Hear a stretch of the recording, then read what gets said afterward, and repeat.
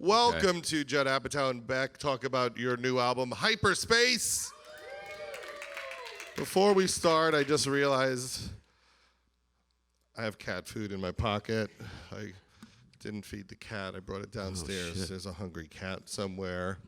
There's some in the alley. Could probably use that. I know. I'll give that out. So, what do I have in my pocket? What do you got in your pocket? Harmonica. Oh man, let's hear it. Let's hear it.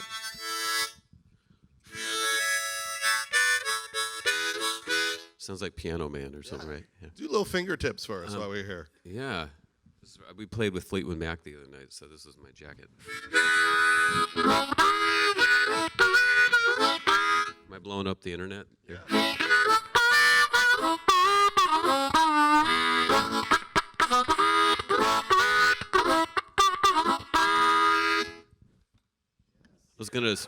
Big round of applause for that. I was gonna sing the record release party blues. Oh man, which we stayed up a little too late last night. I wish I could have jumped in and I know and had like if I pulled out a harmonica and then suddenly we were both doing it. Oh, that's my dream deferred. Let's work on that. I've got no ability with the harmonica. Well, here we are. This is it. We're promoting the new record. Yeah. New record. There it is. Right? Yeah. Now, let me say, we are at Largo right now, the great Largo in Hollywood, and there's very few people in the audience, so don't take it as a lack of interest. Yeah, but I feel like they need to It's not a lack of up. enthusiasm, it's just a lack of people. Yeah. Is the problem. Yeah. But there is a line of people around the block for your show tonight. Because we're doing let them in. We were like, we want just these 14 people. Yeah, exactly. You're the select few. There's a vetting process, right? Yes. Sort of TSA level, global entry style. They do not have to take off their shoes at the airport after getting checked out for this show. I know. So do people know about your nights? So we're at Largo, which is this world-famous venue, right? Yes. Comedy and music, and Judd does these nights here, like once a month or something? We do a benefit once a month. Fundraisers and... Well, who shows up? All kinds of people. Well, you're going to be here tonight. We're doing a benefit for the ACLU with Bobcat Goldthwait and Dimitri Martin. Yeah, okay. And we've done some shows together. Many shows in the past, and I'm excited to be here. I have questions. I've known you for a long time, but I've never grinded you with my personal questions. We should talk Grind away. Let's talk about our history. Should I get in the interrogation seat? Yeah, go lower. Right Let's go lower for this part. Go lower. I feel like I like how they gave us the choice, and there's too many choices. Okay, now the cameras are too high, and we're going to seem like tiny people. We're just going to get our legs up here. Let's talk about our history. That's not comfortable. We are similar in age. I'm a little bit older than you, although I look a lot older than you. You are aging better than me due to the music. I think comedy's more stressful. Not after the last night. Yeah. After the last night. Last night. That's what I had to get some grooming. Yeah. I mean, look at me and you. I think 3 years older than you. I think you look great. You do? Yeah. Mm-hmm. Well, can we just focus on that for a little while? But here's the thing. We could trade outfits. I think that's maybe half of. You have style. I don't have style. You're much more comfortable than me. My pants are extremely tight. Yes. You've committed to a whole life of tight clothes. Tight pants, yes. And I've committed to a life of baggy clothes to hide the fact that I'm overweight. But you're like, look, I'm skinny, so I can wear this shirt and small jacket. I think, there's a lot we could compare notes on at this point. Yeah. When we first interacted for the first time, which we didn't really interact, although I was a part of it, you were on the Larry Sanders Show. Larry Sanders, yeah. In the mid-'90s. And HBO. My friend Juliana Roberts was helping us book people, and she said, let's try to get Beck. And the whole staff was very excited. Gary generally didn't know who anyone was, so he wouldn't be that excited because he really didn't know. He was not excited that I was there. Yeah, he didn't. He wasn't. That was what year was that? 96 or 7. Yes, so early career stuff, and very early. So the point of the episode was about that they wanted hipper guests on the Larry Sanders Show talk show, which is a satire of a talk show, and you were the hipper guest, and then you came out and you played a very long folk song. Long drawn out, yeah. I was indulging my artistic side. Yes. And not playing the hit. Yeah. And then we as a writing staff, had to write jokes making fun of the fact that they wanted a hip guest, and then you sang a boring song, and Rip Torn on the episode made fun of you.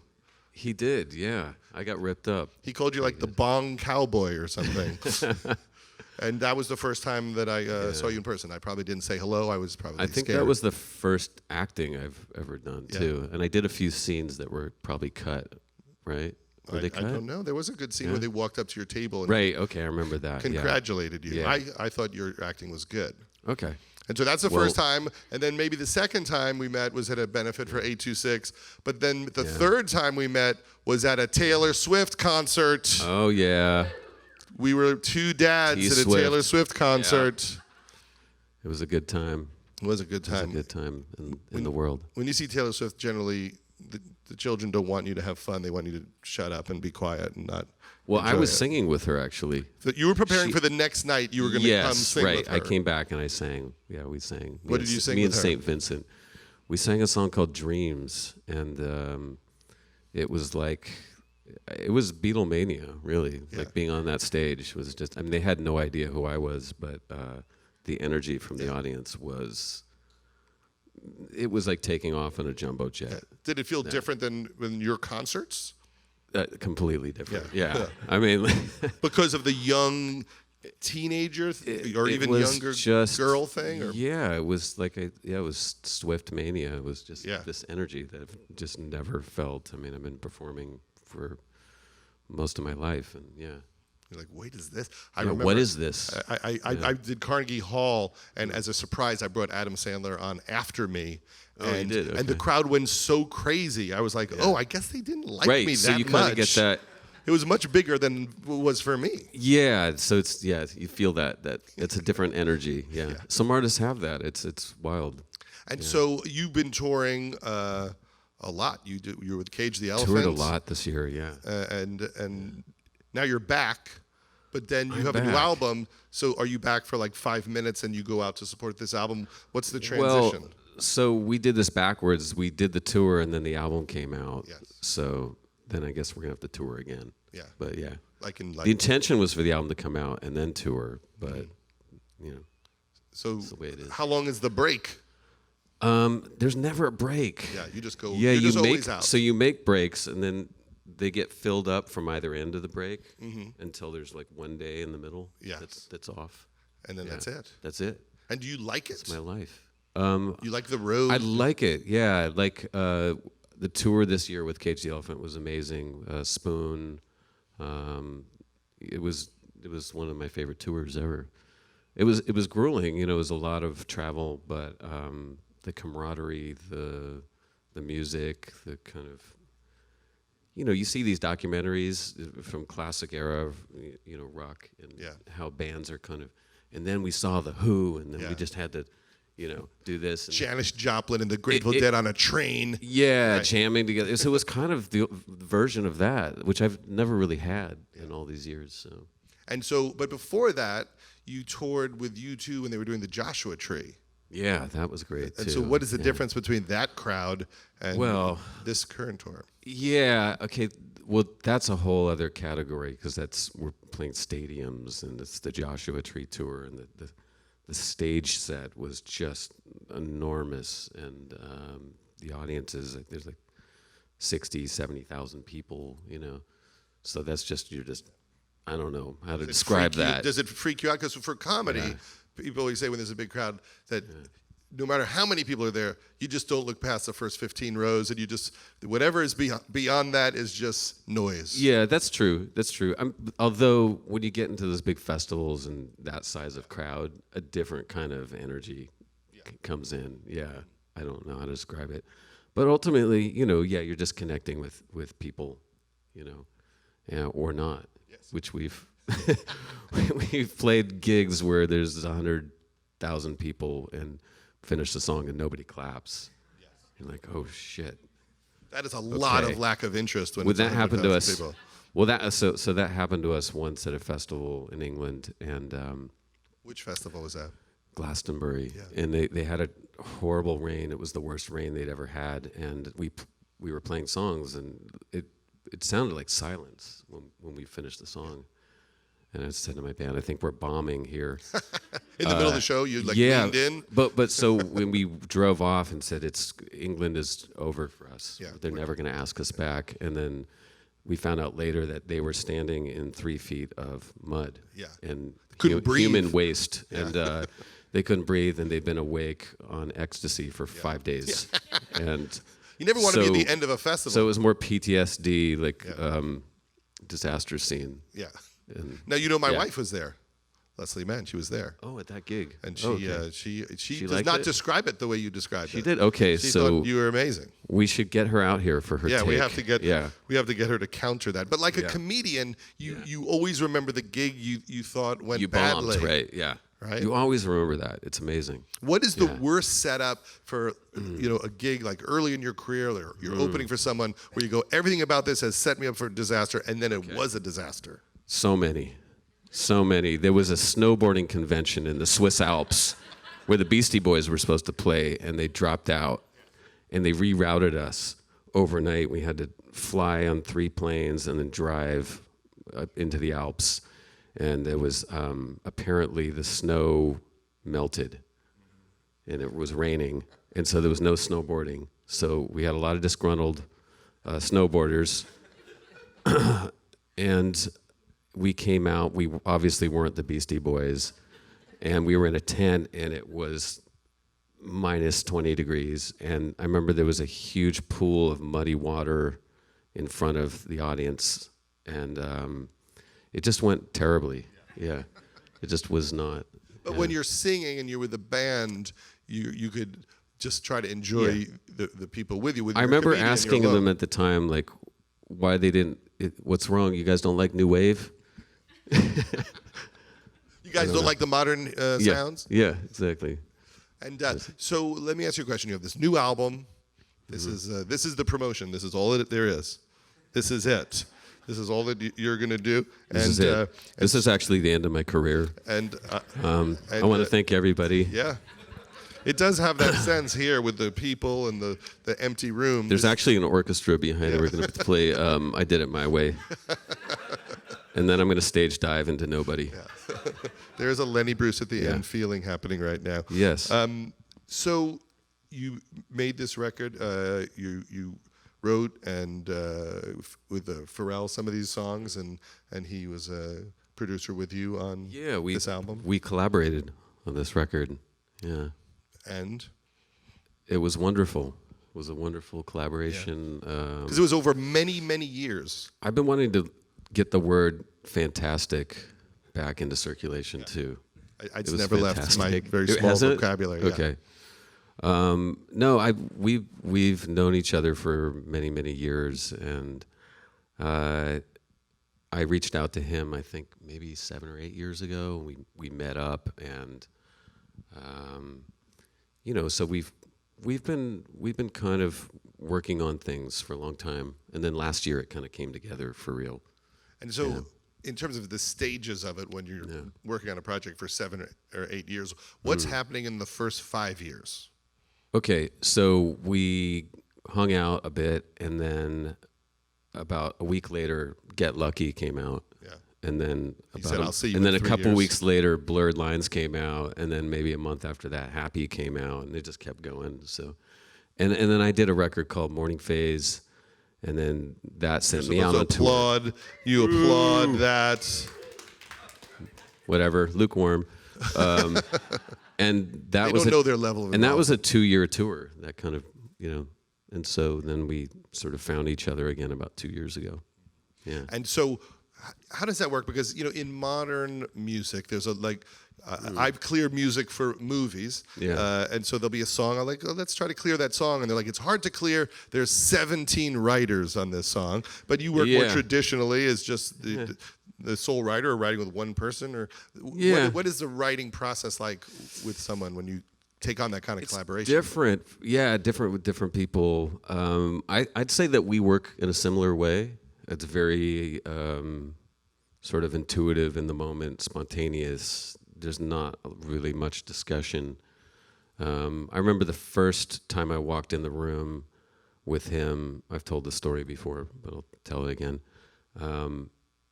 I was with my manager, and and we were talking about what we were going to record, and I said, I don't have any songs.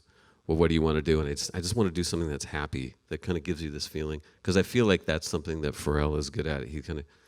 His songs sort of levitate. They have a kind of lightness of being that's really difficult to do. I mean, to me, comedy's the same. It's like you make it look easy, but it's really difficult. And so I walked in the room, and he said, okay, before we do anything, I just want you to sit down. I just did this song. I just wrote this song. I want you to hear it. And he played Happy. So I said, okay, well, I guess I was a couple of days too late, and so we'll do something else. And he said, we should do something that's more of a singer-songwriter kind of thing. And so we did a song called Everlasting Nothing, which is like the last song on the record. And it was a surprise for me. I didn't have any expectations, but it still surprised any expectations I had. And slowly, does a theme come through as you're recording about, just what it's about, what the lyrics are about? I think so, yeah. It started to build, and kind of, because you sort of find it, you're trying to find your way into the music. And so when you work with Pharrell, the music happens really fast. Like I'll just play a slide guitar, and then he'll take that and throw a beat, and then I'll play a piano, and then he'll sing, woo-hoo, something like that, and then I'll just go, there was a day I saw lightning, and then it just, kind of happens really quick. That's exactly how we all thought songwriting worked. Yeah. And I've always wanted to be in a band, or, the Lennon-McCartney kind of thing has always been, you read about it, you see the documentaries, and go, God, that would be amazing. Because, I know what I'm going to do when I'm writing a song. And so to have that kind of interplay, was really interesting. I feel like he's somebody who has a lot of positivity, he's very affirming, and I think musicians can be self-doubting, can kind of default to that place, myself included.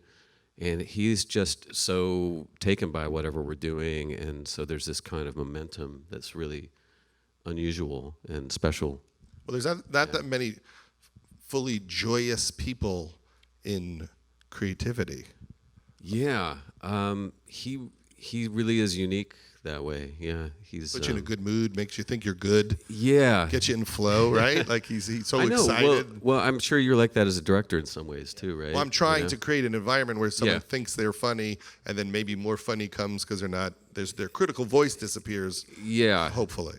And there are people who go the opposite, who make you insecure. Like I've worked with people where you're kind of second guessing everything you're doing, and you're like, oh, what I'm doing is not working.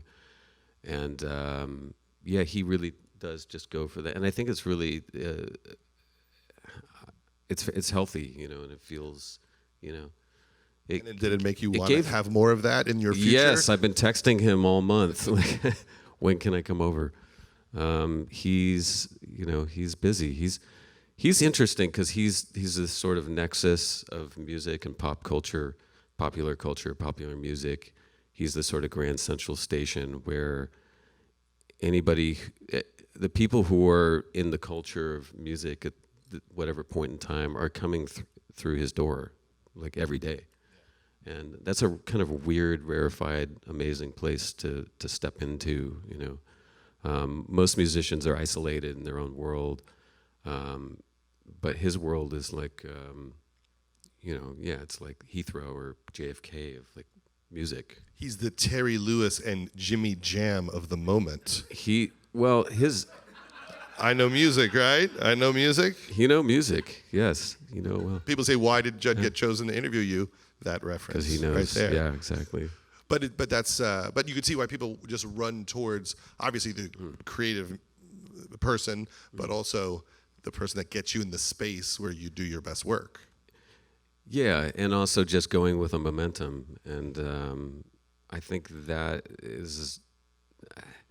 I feel like that's something very much when you're just starting out as an artist. It's all adrenaline and momentum, and like you can't believe you're in a studio making music. And also, like, isn't there a weird just arrogance of youth? Yeah. Just Every like, sound is amazing. Can you hear that snare drum? Like, wow.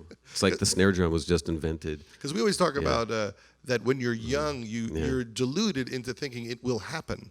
Right. Like, there's no reason why. Yeah, you have complete faith, yeah. Like, how were you in the moment when you were trying to break in and you were doing your first gigs? What was your attitude as a young artist hoping for a break? I was just, that's hard to say.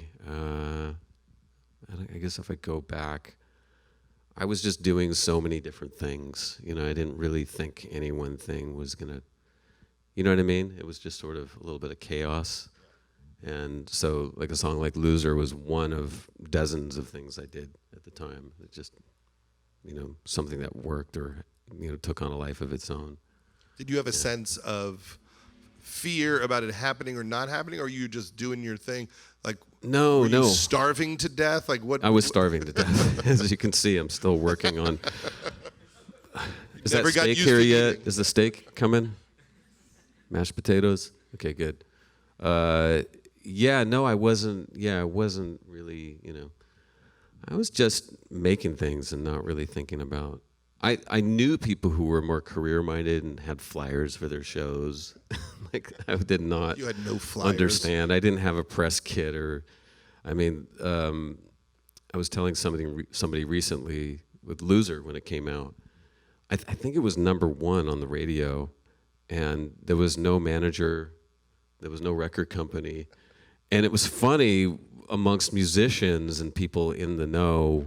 This song was some sort of creation by a corporate entity that was trying to infiltrate the alternative or indie scene, and it wasn't. It was just a couple of weirdos made a song on an 8-track, and it got on, and the radio stations were bootlegging it and sending copies. You couldn't buy it in the store. It was just, in a weird way. I was like, man, I was thinking the other day, I was like, it's like those movies, you know, when they make a film about a musician, and it's just coming out of every car, you know, the song's coming out of every car, and suddenly it's an overnight thing. And it really was kind of that kind of thing. And did it blow your mind in that moment?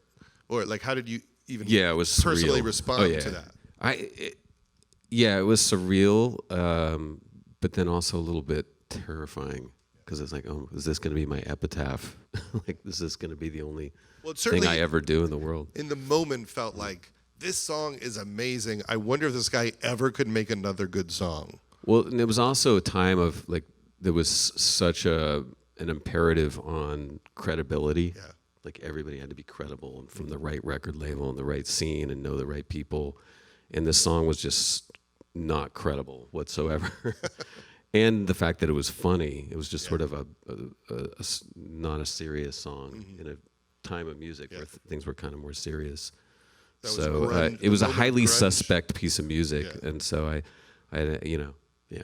Well, to you, I think to other people, they just thought, oh, something completely new and different is happening. Right.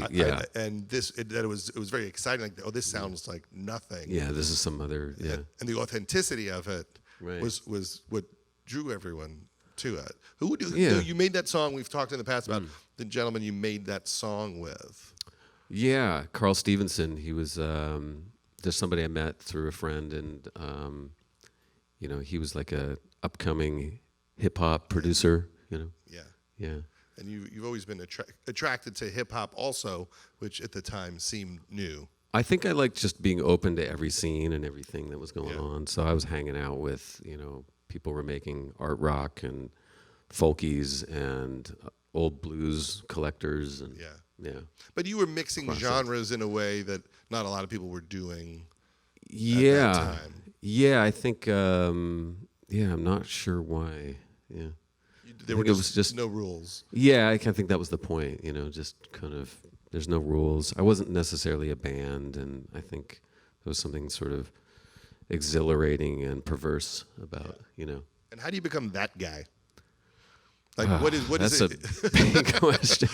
I met I met and did an interview with Spike Jonze, and he was talking about that he was into skateboarding, and when you do It's funny. I skateboards- knew Spike back then too. You did? We were friendly. Yeah. And he just talked about every skateboarder is trying to do a new trick, and so when he started shooting movies and videos, he just thought every time you do anything, you have to completely reinvent the form because that's what skateboarding is. Yeah. And with your music, it feels that way I as think well. At times. there was also something in the air at the time of wanting to surprise or upend expectations, and it was very much a time, maybe in culture, where there was a bit of jadedness, like, oh, I know what this is, and this is just going to be formula. So it was like, okay, I'm going to do something where you're not going to see it coming. And that was a lot of the music that was popular at the time. You know, things that were, the lyrics were surprising, the chords and the melodies were, you know, from Nirvana to Pavement to, you know, even pop stuff at the time. And now there was an element of novelty and surprise and things. And is that hard? Now you're 14 albums in, and when you're beginning a new project, do you begin it with an excitement about finding something new to do, or do you go, God, I've really covered a lot of ground at this point?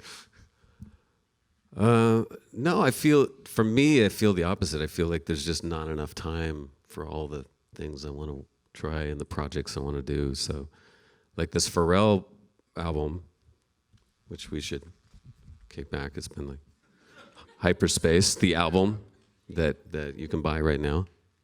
There's a gatefold. Ooh, classy. And Hyperspace, I love the term. Yeah. Is that from Space Invaders or Galaga? Yeah, Space Invaders. Yeah, so it was the button you press to disappear, to vanish and escape imminent doom and destruction, which I think we kind of need one of those buttons right now. Yeah. We like that button so other people can disappear at this moment. That's different. It's funny, I was in San Francisco the other night, and we found ourselves somewhere. It was a speakeasy kind of place, and it was actually closed. It was late, and they took us on a tour through it. And the bar was from the 1920s, and they said this is where this infamous guy who owned the bar, you could see that there was a little square under the bar stool. He would come in and whack you on the head, and then the trapdoor would drop you down, and then they send you to Shanghai or something. That's what they said, yeah. So that's what you're talking about. Oh, you're talking about the trapdoor. About disappearing. Yeah. And so with this record, tell me a little bit about how the lyric writing works when you're working with Pharrell. Are you doing the complete music track, and then separately you go, now let me go off and try to write for that? Yeah. That's where the work begins. Yeah. Yeah, it's probably like writing a story and then you have to do all the dialogue. Or is the dialogue easier for you? And then the plot? I do the plot first. Plot first, yes. And then the dialogue. Yeah, okay. So yeah, that's kind of what it is. It's trying to find the character of the music and what the voice is, with the,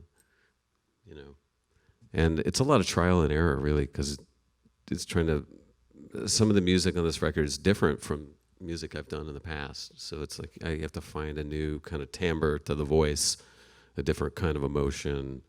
What world is this music? What's the character? And do you find that you're surprised by what bubbles up from your unconscious when you're writing a record like that? I know, with a movie, sometimes years later, it'll occur to me what I was going through, what I was thinking about.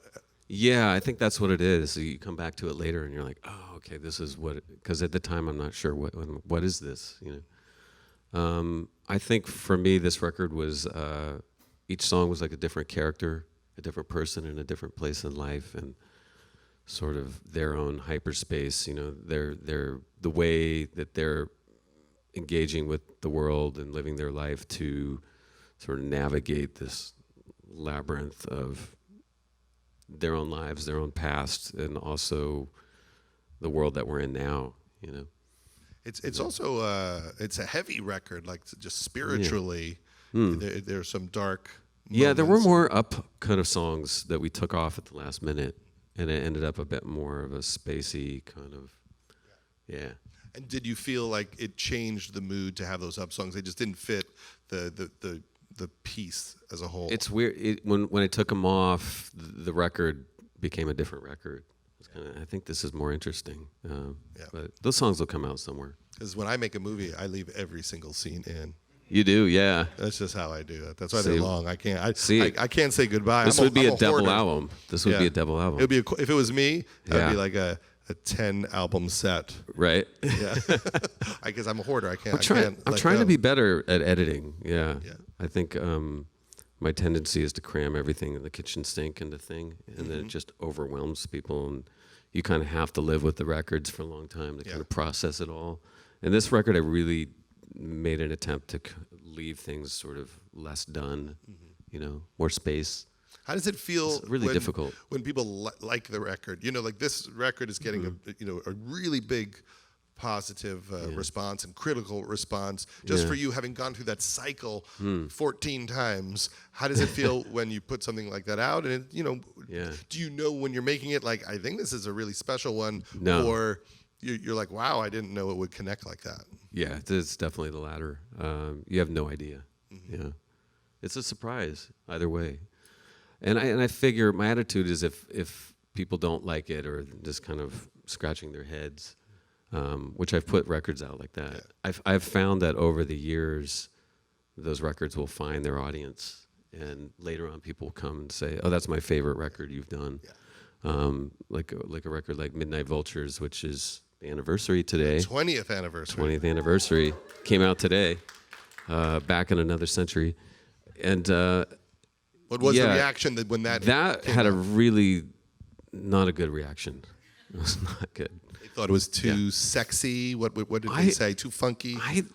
I just remember from all quarters I was hearing, like, I would be doing an interview with the Chicago Tribune, and the first thing he would say is like, I've been talking to all my journalist friends, and I think you really lost the plot on this record. Like you really lost it. Yeah. And I'm like, this is like your Neil Young, this Notes for You record. Yeah, exactly. And I think, and then it just it wasn't for that moment, It was like maybe for people who were coming later. Sometimes that happens. Somebody was telling me last night, I was at a party, and someone said they were talking about David Bowie Low. And I remember that was considered his least popular record when I was a kid. Yeah. And now it's considered one of his best. That's what's great about being older, isn't it?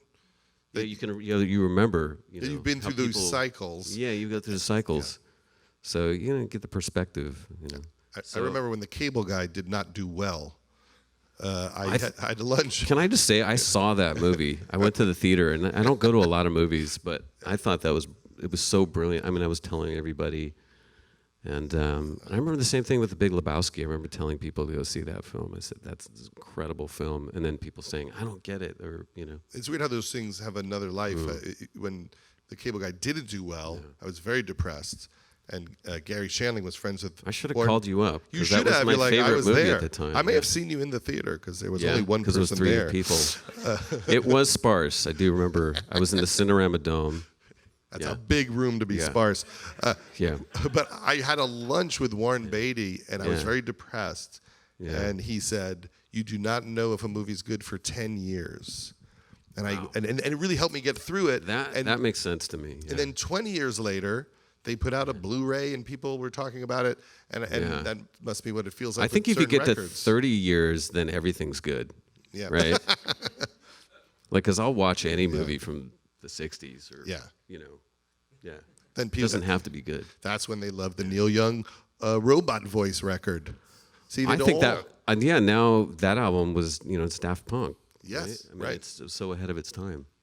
And so even when you make a record now and it doesn't do well, in the back of your head, you can always convince yourself, 10 years, they're going to love it. Yeah, and then exactly. It's much easier to deal with. Yeah. And so what happens now? So the record comes out, you will continue the tour. Yeah, no, I'm going to not tour now. For like 8 days. For 8 days. Take off 8 days. We're actually playing in Vegas. So we're going to play in Las Vegas. Mm-hmm. So if you're in Las Vegas, come see us. And then we will be next year. I think we're going to go to Europe, South America, that kind of thing. Yeah. Yeah. Well, it's a really an incredible record. It's just Thank you. beautiful and Thank you. trippy and emotional, and you just want to sit in the dark and listen to it over and over again. Hyperspace. Dark side of the PCH. Yes. Yeah. Thank you guys for coming out. Thanks. It's over already. I hope I didn't put you to sleep I think, with my calming tones of Yeah. voice.